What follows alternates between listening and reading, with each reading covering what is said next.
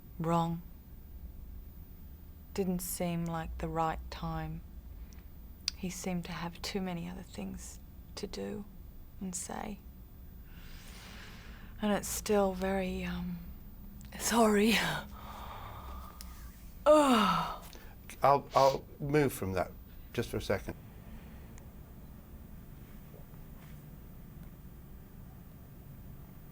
You deliberately spent a lot of, I'm sorry to bring that on No, you. it's all right. You spent a lot of time with him deliberately. Yeah. Didn't you? Yeah. Do you want a hanky? It's fine. And you learnt a lot. And I have the feeling that he became a sort of a father figure for you, professionally speaking, and probably in a sense personally as well.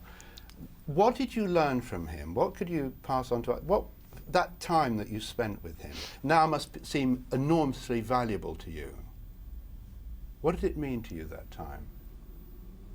I think it changed the way I view films, the way I view filmmaking. It gave me a belief in the purity of filmmaking, in the art form of making a film, and that however long it takes, whatever you have to go through, you're making a film, and it's extraordinary and wonderful. And a lot of the times now, I think, people view films in a very business way. We have a product, we've got to get it out for summer, we've got to make the film, it's got to be this, it's got to be that. And it's, filmmaking isn't that. It's about getting lost in that world, and it's exquisite when it happens. What you're saying actually is that what I've always believed, and most of us have, that film is an art at its highest level. Yeah, and that a lot of the times now you can really question that, and particularly as an actor you can be corrupted, I think, even as a director.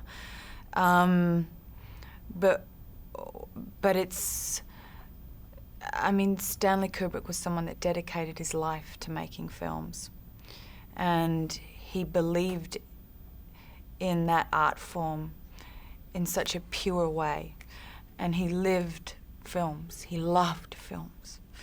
And a lot of the time we can say, oh, that's pretentious, or oh, well, you know, there's so many other more important things in the world. And yes, there is, but the great storytellers of our past and are also, and of now, are so important to our future, and I think Stanley gave me a belief in that again.